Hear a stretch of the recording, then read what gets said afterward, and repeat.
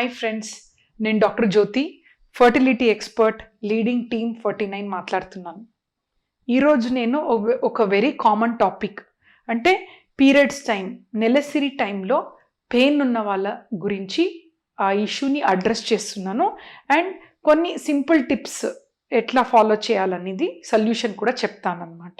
చాలామంది పీరియడ్స్ టైంలో severe pain express చేస్తారు, బట్ కొందరు మైల్డ్ పెయిన్ ఎక్స్ప్రెస్ చేస్తారు. బట్ అందరికీ భయం, పీరియడ్స్లో ఇంత పెయిన్ వస్తుంది కదా, నాకు తర్వాత ప్రెగ్నెన్సీ వస్తుందా, లేదంటే నా గర్భాశయంలో ఏదైనా సిస్ట్ ఉందా, గడ్డలుందా అని చాలా ఎక్స్ప్రెస్ చేస్తారు.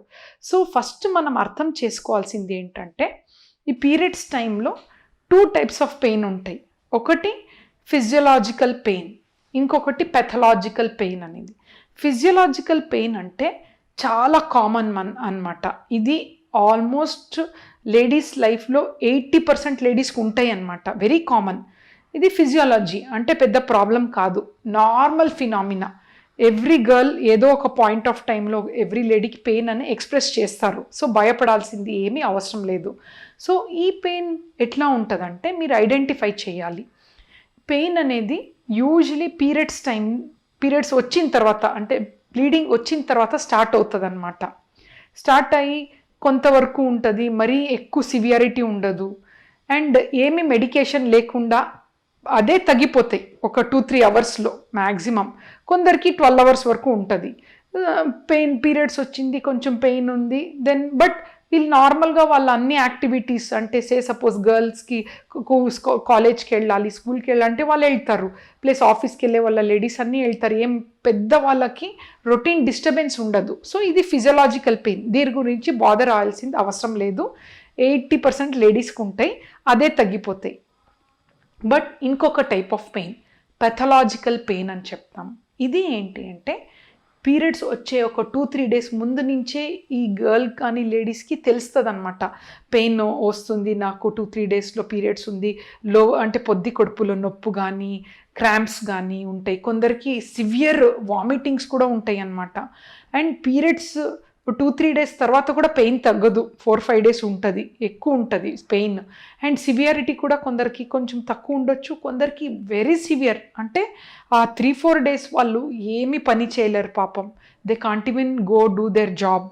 కాలేజ్కి వెళ్ళే వాళ్ళు వెళ్ళలేరు, మళ్ళీ లేడీస్ జాబ్ చేసే వాళ్ళు కూడా థేల్ బి చాలా సివియర్ కూడా ఉండొచ్చు. ఇట్ డిపెండ్స్, స్పెక్ట్రమ్ అని అంటాం మేము. మైల్డ్ ఉండొచ్చు, సివియర్ కూడా ఉండొచ్చు అనమాట. We call this as spasmodic dysmenorrhoea అని. ఇట్లాంటి పెయిన్ ఉన్నప్పుడు కంపల్సరీ ఎందుకు ఈ పెయిన్ ఉంది అని చూసుకోవాల్సి వస్తుంది. సహజంగా రీజన్స్ ఏంటంటే ఎక్కువ శాతాలు ఈ పెథలాజికల్ పెయిన్ ఇన్ఫెక్షన్ వల్ల కూడా ఉంటాయి అన్నమాట. ఇన్ఫెక్షన్, పెల్విక్ ఇన్ఫ్లమేటరీ డిజార్డర్ అని చెప్తాం మేము. సో ఎక్కువ వైట్ డిశ్చార్జ్ ఉండి ఇట్లాంటి పెయిన్ ఉంటే డెఫినెట్లీ కన్సల్ట్ చేయాలి, కన్సల్టెంట్ని చూడాలి. ఎందుకంటే we can definitely treat this cause, definitely treatment అనేది ఉంటుంది అనమాట. సో పిఐడి, పెల్విక్ ఇన్ఫ్లమేటరీ డిజార్డర్స్లో ఏమవుతుందంటే వైట్ డిశ్చార్జ్ కొందరికి వైట్ డిశ్చార్జ్ కూడా ఉండకపోవచ్చు. సో గర్భాశయంలో ఇన్ఫెక్షన్, గర్భాశయం లైనింగ్కి ఎండోమెట్రియం అంటాం, దాంట్లో ఇన్ఫెక్షన్ అవ్వచ్చు. సో ఇప్పుడు ఆ ఇన్ఫెక్షన్ వల్ల వచ్చిన ప్రాబ్లమ్ని కరెక్టబుల్ అనమాట. చిన్న సింపుల్ ఒక గైనకాలజిస్ట్ వెజైనల్ ఎగ్జామినేషన్ చేసి ఎటువంటి అయినా ప్రాబ్లం అని చూస్తారు. అండ్ స్కాన్ కూడా చేస్తే మనకు గర్భాశయంలో ఏదైనా ప్రాబ్లం ఉందా అని తెలుస్తుంది అనమాట. నెక్స్ట్ ఇంకొక సెకండ్ ఇంపార్టెంట్ ప్రాబ్లం ఏంటంటే ఎండోమెట్రియాసిస్ అని ఉంటుంది. అంటే ఎగ్స్ విడుదలయ్యే యూజువలీ గర్భాశయం లైనింగ్ ఎండోమెట్రియం అని ఉంటుంది కదా, అది పార్ట్ ఒకసారి ఎగ్ బ్యాగ్లో కూడా ఉంటాయి.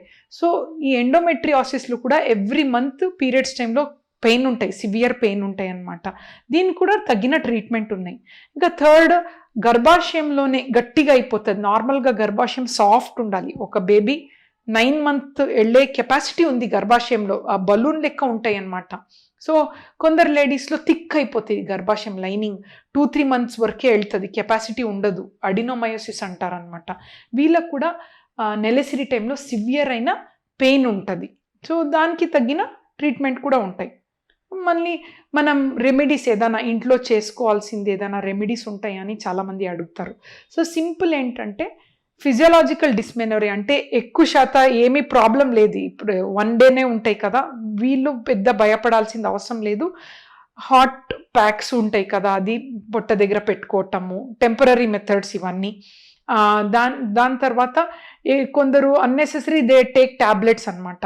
ఎంతవరకు చాలా సివియర్ పెయిన్ ఉంటే unavoidable, but other life style changes చేసుకుంటే పెయిన్ తగ్గే ఛాన్సెస్ కూడా ఉంటాయి. సో లేటెస్ట్గా science what it has told is ఎక్కువ స్ట్రెస్ తీసుకునే వాళ్ళకు కూడా ఈ సివియర్ పెయిన్ వచ్చే ఛాన్సెస్ ఉంటాయి. ఎందుకంటే స్ట్రెస్లో కార్టిజాల్ హార్మోన్స్ అని రిలీజ్ అవుతుంది. సో స్లీప్ డిస్టర్బెన్స్, కొందరు సరిగా పండుకోరు బికాస్ ఆఫ్ జాబ్ షిఫ్ట్స్ ఉంటాయి అన్నమాట. సో వాళ్ళకి స్ట్రెస్ ఫ్యాక్టర్స్ ఎక్కువ ఉంటాయి అనుకోండి, వీళ్ళందరూ they should change the lifestyle. Stress బ్రేకింగ్కి ఈదర్ బ్రీతింగ్ టెక్నిక్స్ కానీ, అండ్ వెరీ ఇంపార్టెంట్లీ ఏదో ఒక యాక్టివిటీ అంటే సంథింగ్ లైక్ వాకింగ్ కానీ, something which helps in regular ఒక లైఫ్ స్టైల్ పద్ధతిగా చేస్తే ఎండార్ఫిన్స్ అని ఒక హార్మోన్ రిలీజ్ అవుతుంది. This are called as mood elevators అనమాట. ఈ మంచి హార్మోన్ ఇది. దీనివల్ల కూడా దేసే ఈ ఇటువంటి pain, not only pain, general health కూడా ఇంప్రూవ్ అవుతుంది అనమాట. So and of course some activity ఇవన్నీ చేస్తే ఎంతవరకు ఫిజియలాజికల్ డిస్మెనోరియాని తగ్గించుకోవచ్చండి. Pathological dysmenorrhoea definitely they need help అనమాట. కన్సల్టెంట్ దగ్గర వెళ్ళాలి, ఒక చిన్న ఎగ్జామినేషన్ ప్లస్ స్కాన్ చేసుకొని వాట్ ఈస్ ద ప్రాబ్లమ్ అని చూసుకొని దానికి తగ్గిన ట్రీట్మెంట్ చేసుకోవాలి. కొందరు ప్రెగ్నెన్సీ వస్తుందా లేదా అని కూడా భయపడతారు ఇట్లాంటి సివియర్ పెయిన్ ఉంటే. బట్ డోంట్ వరీ అండి, whatever endometriosis, whatever adenomyosis, science has gone way beyond. అన్ని ప్రాబ్లమ్స్కి సొల్యూషన్ అయితే ఉంటుంది. బేసికలీ ఫర్టిలిటీ పరంగా చూస్తే గర్భాశయము మంచిగా ఉందా లేదా చూసుకుంటాము. తర్వాత ఎగ్ బ్యాగ్లో ఏదైనా ప్రాబ్లం ఉందా లేదా, ఎగ్స్ కౌంట్ కూడా చూసుకుంటాం, ట్యూబ్స్ కూడా చూస్తాము. 3rd, 4th స్పర్మ్ అనాలిసిస్ చూసి హోలిస్టిక్గా ట్రీట్మెంట్ ఇస్తే ఎటువంటి అయినా ప్రాబ్లం ఉంటే కూడా దానికి తగిన సొల్యూషన్ ఉంటుంది. Thank you so much. దాన్ని సయాటికా అనేటువంటి పేరుతో స్థూలంగా చెప్తూ ఉంటారనమాట. నరం పేరు సయాటికానే, అది వ్యాధిగ్రస్తమైనటువంటి పరిస్థితిని కూడా సయాటికా అనేటువంటి పేరుతోనే పిలుస్తూ చెప్తూ ఉంటారు. దీన్నే లంబోసాక్రల్ రాడికులోపతి అని ఆధునిక వైద్య పరిభాషలో చెప్పడం కూడా జరుగుతూ ఉంటుంది.